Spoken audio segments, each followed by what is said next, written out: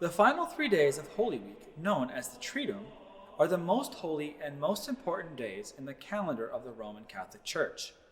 These 3 days, commonly called Holy Thursday, Good Friday, and Holy Saturday, held a special place in the lives of Baroque Europe's Catholic faithful. In this video, we'll dive into what makes these 3 days special, why the music for these 3 days is some of the most beautiful to ever be written, and why the Triduum was so important in France during the reign of Louis XIV. Much of what we're performing on episode 10 would have been performed for the Holy Saturday Tenebrae Office.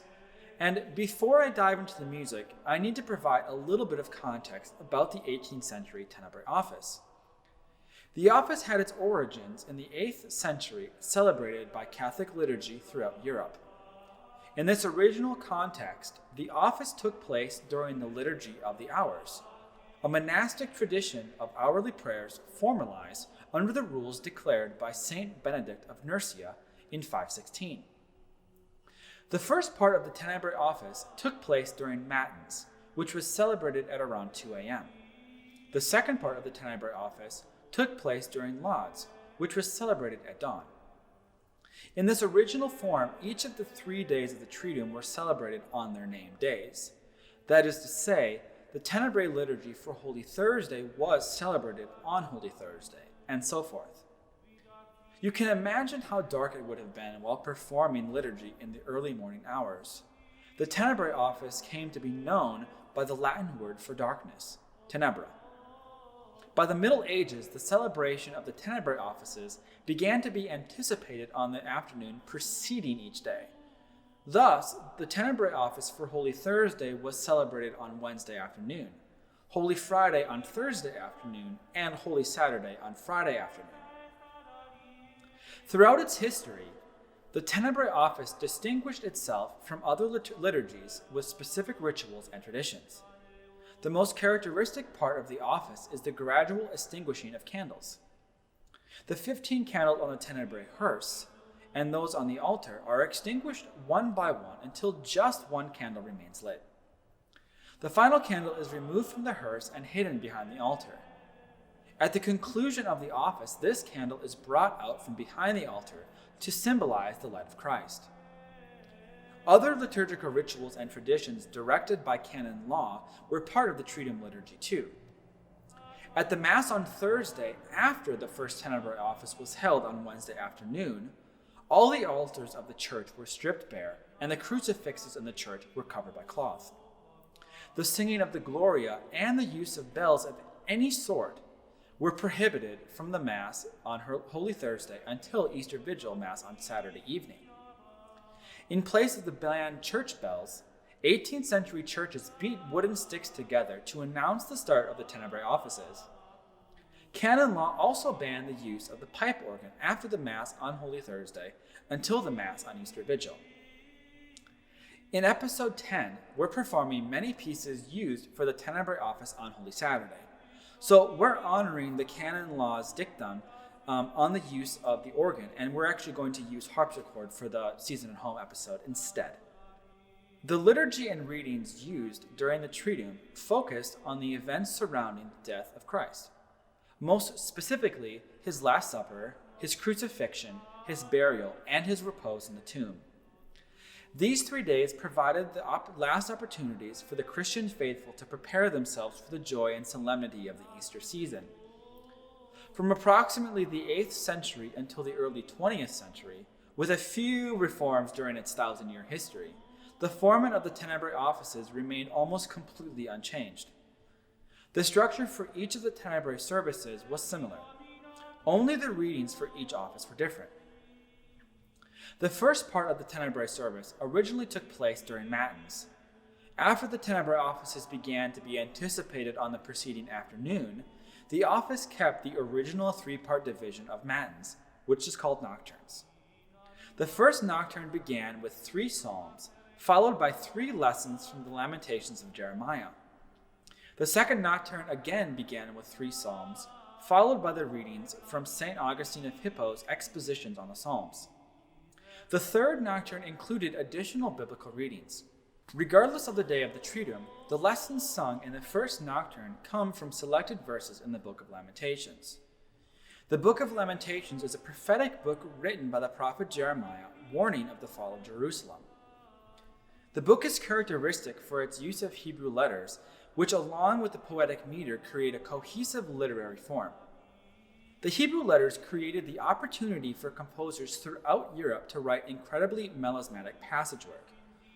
From a theological standpoint, the book is a prophetic look at the life and death of Christ. As seen in the Christian tradition, the text links the fall of Jerusalem to the crucifixion of Christ. It also links the restoration of Jerusalem to the resurrection of Christ. The second part of the Tenebrae Office originally took place during Lauds. Like the first part, it was also anticipated on the preceding afternoon.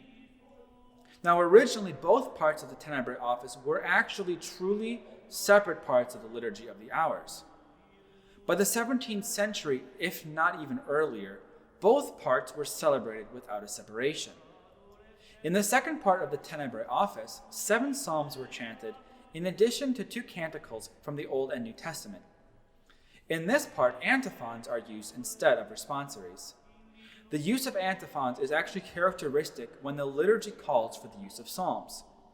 Antiphons are sung before and after the psalm and often indicate the key liturgical and mystical meaning of the specific psalm.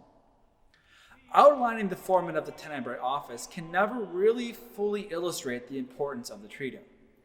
It can be quite difficult for us to imagine the sheer amount of prayer and penitence that was packed into the 80-odd hours of the Triduum. Let's take a look now at the Tenebrae Office in France. A wonderful letter written in 1664 by Jean Leray to Mademoiselle de Longueville describes the scene at a Tenebrae service he attended at the Convent de Fouillon. Our court, therefore, of the most well-known people, hears the Tenebrae twice in the Convent de Fouillon, one of the holiest sites, which our prince likes the best. A place, while in Lent, of the extreme edification, where 26 excellent singers, exercising their noble talents, charming by their harmony all the august company. But mostly 3 singers, these beautiful and charming voices of Anne Foitot de Camramont, Anne de la Barre, and Hilary Dupuis, all 3 so worthy of pleasing, with sweet and sad sounds, singing the first lessons, by the exquisite duets that they do, moving all the devoted hearts, causing a great delight, either together or separately. Each of the 3 is rare, but this day the likable Labarre had certainly the happiness to win a great honor. After these 3 first lessons, worthy of absolute praise, a young and wise beauty, Mademoiselle de Chaumont, equipped with as many traits of spirit as traits charming to sight, this young beauty, I tell you, who came with another beautiful stem for a Christian and pious duty, charming the hearts, the eyes, with marvelous graces, collecting for the nuns. Here addressing modestly our king first, who, delighted with her good grace, gave a quantity of gold in her bag, and inviting those surrounding him to know the great members of his court, to watch him make his charity, and to imitate him in this encounter. This sir does willingly, then the third and the fourth, searching through their money bags, half for God, half for her. When they gave in a holy place, it should be for God, but when one sees a beautiful face, one always gives more. Several convents in Paris welcomed singers from the opera to sing for their Tenebrae services. The use of Parisian singers may actually seem a bit odd to us, but there's a good reason for it. During Lent, the opera was closed for the penitential season. Inviting opera singers to sing the Tenebrae lessons gave the public a chance to hear their favorite singers during the 40-day hiatus. The large number of congregants also helped religious institutions receive necessary offerings to keep their doors open. Laurette's remarkable account helps us better understand a few aspects of the Tenebrae Office. First, his account helps us understand the types of music used and the musicians employed to sing for them. In Laurette's account, the 3 named singers actually came from the Parisian opera. In other convents, the sisters were the ones who would actually sing the technically demanding melismatic Tenebrae lessons. The account's mention of the number of singers also gives us a clue about what exactly was being sung. Now, it's likely that the service in 1664 used polyphonic settings with sections for large and small choirs. Lauret's account also highlights the importance and use of rhetorical devices. His mention of the singers moving all the devoted hearts indicates the singer's use and Lauret's understanding of rhetorical gesture. The performance environment of the Tenebrae Office makes the use of rhetorical devices in the service music vital to move the passions of the congregation. The progressive darkening of the worship space and the bare altar put greater emphasis on the assigned texts and their accompanying music. Almost assuredly, the music engulfed the congregation in a sensory experience for the duration of the service. As scholar Robert Kendrick remarks, audiences could not help but pay attention to the words and whatever music went with them. For composers like Charpentier, the use of rhetorical devices was introduced during his studies with Giacomo Carissimi at the Jesuits' German College in Rome. For many religious orders in the 17th century, balancing the secular versus the sacred was a critical theological debate. The Jesuits in Paris embraced the secular despite numerous detractors. To communicate most effectively with the faithful and to move the passions of the audience, the Jesuits had to provide what appeared tantamount to entertainment.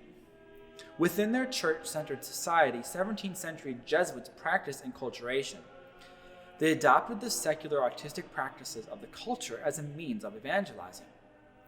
The Jesuits saw art as a way to guide their worshippers to imagine, experience, and respond to the liturgy. For their church Saint Paul Saint Louis in Paris, the Jesuits chiseled their artistic spectacle in stone. The church's beautiful interior and religious symbolism would have appeared otherworldly to the common Parisian of the day. The church's collection of artworks no doubt aided many parishioners in their devotions. And the Jesuits' patronage of musicians like Marc-Antoine Charpentier helped to propel careers and devotions to the greatest heights known at the time. All of these factors, united by the Jesuits' use of rhetoric, helped them to grow their congregations. The importance of rhetoric, as I touched on briefly in my pre-concert talk for episode 9, is without equal in this period of musical history. Combining rhetorical gesture with music, as the Florentine Camerata and Giulio Caccini advocated, gave music almost an unparalleled emotional power. The French nobility understood rhetoric's power, and studying rhetoric was an essential tool to a well-rounded education. The curriculum for rhetoric took several years to complete. The first few years of study were spent teaching the student how to use language correctly and elegantly. The student then read examples by the ancient rhetoricians. And then finally, the student learned logic, the most important element of rhetoric. With this curriculum, most boys that went to school had a thorough grounding in rhetoric by the time they were 15. An education in rhetoric was also a mark of social ascension. Its study created opportunities otherwise unavailable to the lower classes. Several Jesuit schools actually offered free instruction to boys from the lower classes. And the availability of a Jesuit education no doubt changed the lives of hundreds of boys and families in Paris. For Baroque composers who also received some type of training in rhetoric, music was a sort of imitation aimed at making the hearer feel the same emotions experienced by the singer. By carefully crafting the musical material, a composer could unite the text and music to create a cohesive, rhetorically successful whole. Above all, the key point of rhetoric and music was to move the souls of the audience. A certain rhetorical gesture could be used to highlight a specific affect in the text to move a specific passion in the audience. In a musical context, this meant several things. A composer could repeat a specific word or part of the text to emphasize them. Composers could also use rests to highlight a word before or after the pause in the music. These two examples and many more are actually employed by Charpentier and Lambert in their studies of the Tenebrae lessons. In a 1637 treatise was written to explore how composers could use rhetorical devices in music. The treatise, L'Harmonie Universelle, was written by Merzenne, an important musical theorist, mathematician, and philosopher in the early Baroque period. In the treatise, Merzenne provides a guide which composers could use to employ rhetorical gesture in their music. Among the key points provided by Mersenne are the following. The composer should achieve a clear understanding of the text's emotional features. The composer should carefully construct musical material to achieve order and balance to entice the emotions of an audience. The composer should employ intervals and modes which specifically reflect the emotion of the text. And the composer should utilize rhythm as a way to emphasize the text's natural meter. By following Mersenne's guidelines, a composer could adapt the devices of spoken rhetoric to meet specific needs in the musical field. In the Middle Ages, before the use of rhetoric in music, the Tenebrae Office was set to plain chant. Around 1470, polyphonic settings emerged. Composers like Palestrina and Orlando di Lasso continued to write polyphonic settings into the late 1580s. In the early 1600s, likely through the influence of the Seconda Practica, polyphonic vocal settings of the Lamentations fell out of favor. The shift would lead to compositions for solo voice by Michel Lambert, Marc-Antoine Charpentier, and François Couperin, to name a few. Settings of the Tenebrae liturgy by these three composers are some of the most poignant, pious, and beautiful works to ever be found in the genre. For Charpentier, the Tenebrae Office seems to have held an important significance. His settings of the Tenebrae lessons and responsories greatly outnumber those written by Lambert and Couperin combined. For our Season at Home episode, we've selected music that was written or published in the late half of the 17th century. The selections by Henri Dumont date from his time as an organist at the Jesuit St. Paul Saint Louis. The selection by Michel Lambert dates from his time as Louis XIV's private composer. And the four pieces written by Marc-Antoine Charpentier date from his time as a composer for Marie de Lorraine, Duchess de Guise, and the Paris Jesuits.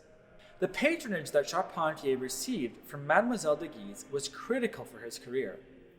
The House of Guise was an old and powerful noble family with hereditary links to French kings. De Guise's power and influence in Paris and at the French court opened many doors for Charpentier which might never have been options. In 1672, Charpentier began composing for Molière's theater troupe. In 1679, Charpentier composed music for a mass sponsored by court artist Charles Le Brun. Throughout his life and through de Guise's connections, Charpentier composed many pieces for several Parisian convents. It was Charpentier's own connection to the Jesuit order that granted him work with the Paris Jesuits at St. Paul Saint Louis from the 1680s to the late 1690s. Charpentier never received a position at the French court, but he was regularly in its periphery. In 1679 and in 1683, Charpentier composed music for the Dauphin's Chapel. Upon hearing some of Charpentier's motets, Louis XIV remarked how much he liked Charpentier's music. In April 1683, Charpentier was awarded a pension by the king. In 1692, Charpentier became the music teacher to Philippe d'Orléans, a nephew of the king. In 1698, Charpentier was awarded the coveted position of music director at the Sainte-Chapelle. The position at the Sainte-Chapelle came with great status. Charpentier would now rank just below the music directors employed by the king himself for his royal chapel at Versailles. Charpentier composed over 40 settings of the Tenebrae lessons and responsories. His settings for the Tenebrae date from the 1670s through the mid-1690s. Our selection for his first lesson for Holy Saturday and for his setting for Psalm 51 date from his time as a composer for Mademoiselle de Guise and the Paris Jesuits. We can date the Miserere precisely to 1673. The Miserere and another of his Tenebrae lessons that we aren't performing today are a part of the same paper folio. Now, these pair of pieces, which also share the same instrumentation, were performed for the same Holy Friday Tenebrae service in 1673. Like all of Charpentier's pieces, it's difficult to determine where his Miserere and his first lesson were actually first performed. Names in the manuscript actually indicate that it was performed by two of Mademoiselle de Guise's domestic servants. Charpentier's first Tenebrae lesson was composed for use at the Abbaye aux Bois between 1683 and 1685. The piece was originally written for one voice, treble viol, and continuo. Sometime before 1685, Charpentier revised the piece. He added an instrumental prelude and instrumental interludes between each verse. He also added a 3-voice setting of the Hebrew letters. The highly ornamented writing in the verses is related to Charpentier's time in Rome. Virtuosity was a hallmark of the Italian style, and Charpentier used it to his advantage. In this lesson, Charpentier uses the virtuosic writing to ornament around the original plain chant. In the first 2 sections of the lesson, he also directly quotes the 4 opening notes of the original plain chant. Charpentier's second Tenebrae lesson and the prelude for his Messe d'Amour were written in the early 1690s. There is little doubt that these 2 pieces were performed in St. Paul Saint Louis. The second lesson's long continual interludes between verses and Hebrew letters makes this piece unique. Charpentier perhaps wrote the piece to allow one of the basso continuo musicians at the Jesuit parish to demonstrate their improvisational prowess. The Messe d'Amour, composed in 1695, was probably written for use in a funeral service. Now, we don't know exactly for whom it was written, but it seems likely that it was probably written for a funeral, for use at a funeral for a patron, a priest, or a member of the royal family, or maybe even for use at Mass for All Saints' Day. Michel Lambert's Tenebrae lessons date to the early 1660s. Lambert's lessons were most likely used for devotional and intimate Tenebrae services at the French court. In the early 1660s, the Louvre Palace was still home to the French court. The court didn't move permanently to Versailles until 1682. So Lambert's settings from the 1660s collection are important to the history of the Tenebrae genre. They're likely the earliest surviving examples of such Tenebrae lessons to be written for solo voice and continuo in France. The music for our selected Lambert Tenebrae lesson is difficult to read.